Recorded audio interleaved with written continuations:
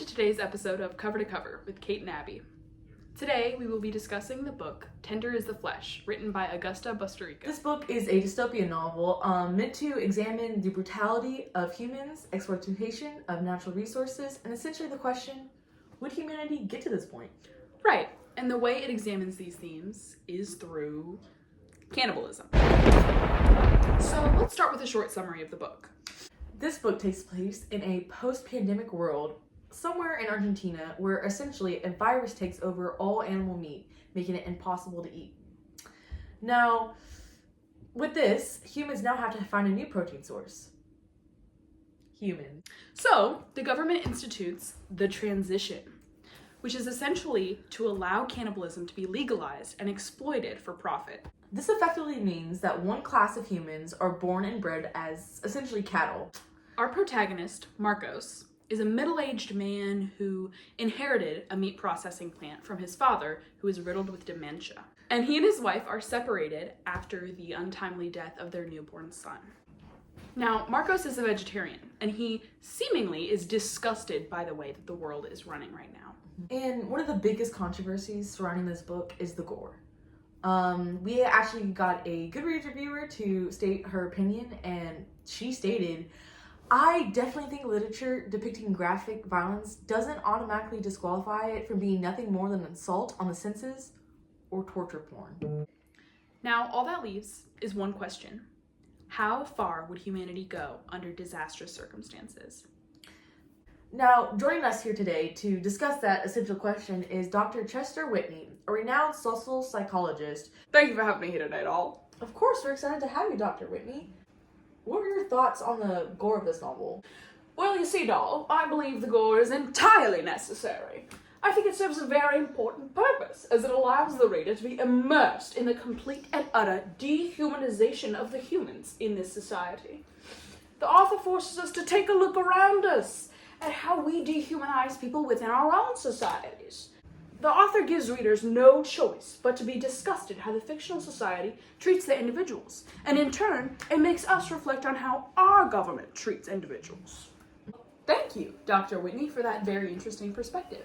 Here we also have Dr. Beatrix Miller, who got her degree in clinical psychology, also from Harvard. Dr. Miller, I am very curious to hear your thoughts on this novel.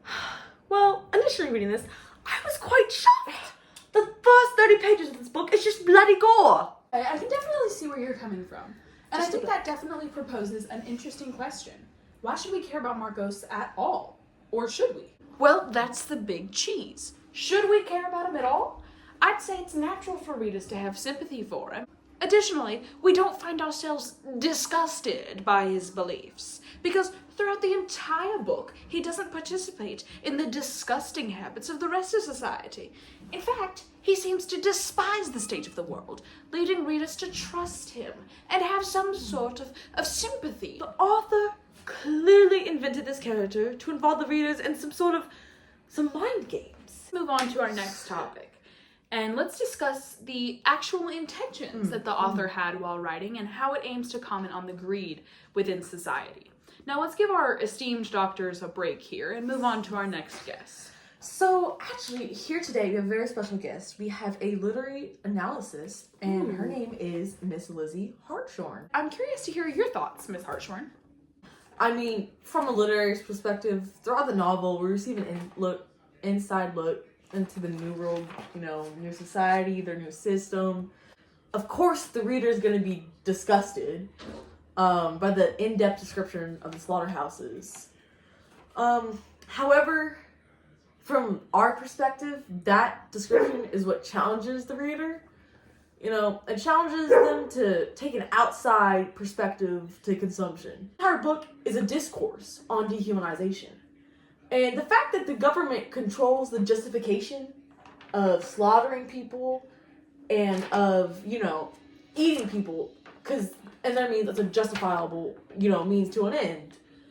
The entire point is that life is devalued, and the book takes a population and dehumanizes them similarly to our current state of affairs and our treatment of workers as machines, something to freaking exploit. Wow. Okay, yeah, you definitely makes some really good points. I'd say that's definitely food for thought. Thank you very much for joining us today, Mr. Chorn. I think that's all the questions we have for you right now, but thank you very much.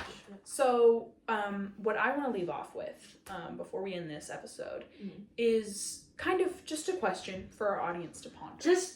Just take everything you've heard from today, multiple point of views, literary analysis, our own, kind of thoughts. Yeah. And just really think about this, okay? Do you think that Tender is the Flesh was written strictly to be some kind of disgusting, gory, graphic torture porn, essentially? Essentially. Or do you think it has an actual purpose? Do you think it's as a way to motivate us to reflect on our own processes within our society, within our world? Yeah. And I'd say we've made our opinions pretty clear, personally. Yes.